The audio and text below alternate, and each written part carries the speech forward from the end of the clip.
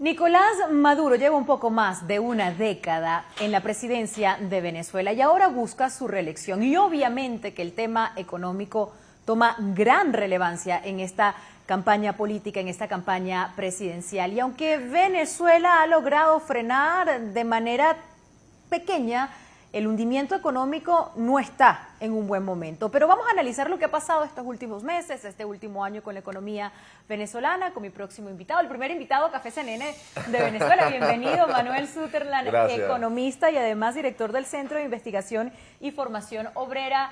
Hay mucho tema que tocar en cuanto al tema económico. Manuel, cuéntanos si has visto un cambio económico estos últimos meses con la campaña presidencial. ¿Qué ha pasado con la economía? Sí, básicamente te diría que ha habido más o menos 4 etapas, ¿no? La primera etapa es el gran hundimiento de 2013-2021. Probablemente la economía perdió entre 70 y 80% del PIB. Eso sería la tercera peor crisis en la historia económica de cualquier país y sería la peor crisis en la historia de cualquier país que no haya sufrido algún conflicto bélico. En el 2023 y en el 2022 hubo un ligero crecimiento económico, un rebote de producto del levantamiento de las medidas de confinamiento post-COVID, y el 2024 ha tenido un crecimiento estimado. No hay cifras todavía oficiales de 2019 del PIB, pero sí todas las agencias estiman que la economía puede haber crecido 3-4%. El asunto es que una economía que ha decrecido en 80-70%, si crece 3-4% es poco palpable ese crecimiento. Ese crecimiento se basó fundamentalmente en el auge de los precios del petróleo un poco y en la posibilidad de Venezuela poder negociar a través de las licencias que ha dado Estados Unidos para poder vender el petróleo a mejor precio. Claro. Eso no ha tenido un verdadero origen estructural en la economía, ni industrial, ni agrícola, ni comercial.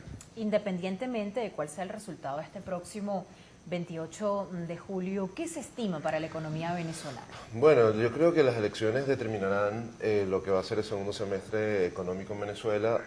Si hay unas elecciones que son limpias, transparentes, reconocidas por la comunidad internacional, Venezuela pudiera empezar una transición hacia la democracia y pudiera de alguna manera ser receptora de grandes inversiones, haber una reestructuración de la deuda externa y pudiera crecer muchísimo, pudiera ser el gran milagro del siglo XXI, por decirlo de alguna manera.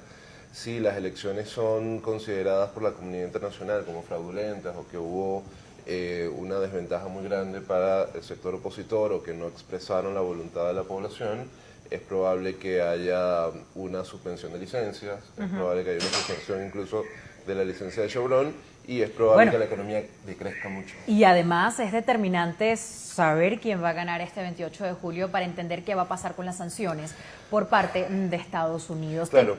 Teniendo en cuenta lo que ha pasado precisamente con las sanciones, ¿qué perspectiva hay si se levantan inmediatamente, el 29 de julio? Claro, es de recordar que el gobierno nuevo entraría el 10 de enero del 2025. Habrá 6 meses de negociación en el cual si hay un cambio de gobierno habrá un espacio para una transición negociada y si haya oportunidades para poder reconstruir la sociedad debería ser a través de un acuerdo.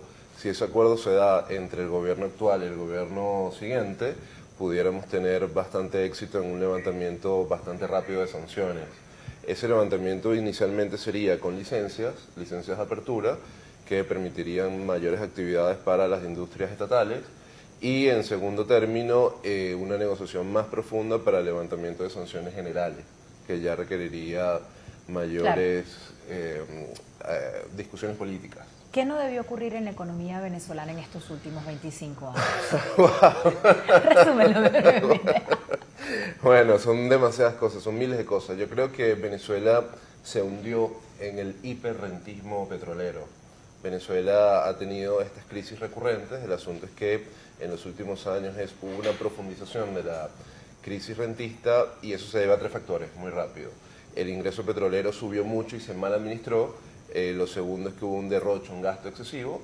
Y lo tercero es que hubo una apreciación cambiaria, una sobrevaluación del tipo de cambio que destruyó a la industria nacional, favoreció las importaciones y eso hizo que lamentablemente el aparato productivo muriese. Eso es parte de lo que dicen como enfermedad holandesa, como maldición de los recursos, y que es algo que ya se sabía en 1983. y que lamentablemente no se tomaron las previsiones.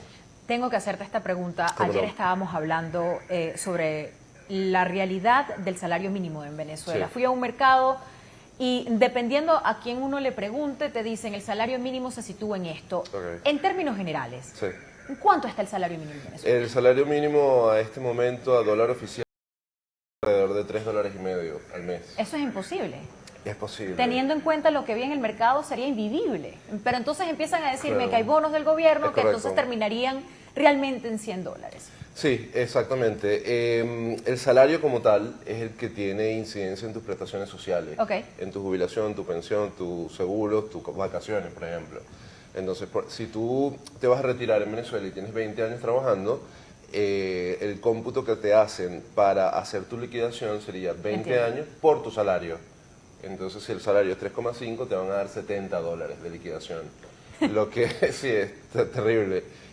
Yo como profesor de economía estuve muchos años en una universidad y me pagaron $80 de liquidación por varios Wow. años de trabajo. Entonces la cuestión es, hay un bonus, que es el bono de alimentación, Claro. que es alrededor de 1.000 bolívares Ok. al mes, que es más o menos 30 y algo de dólares, y el bono de guerra económica, que se los dan a los empleados públicos. Pero el ingreso mínimo legal Ajá. es el salario de 3,5 más los $30 que te da de bono de alimentación.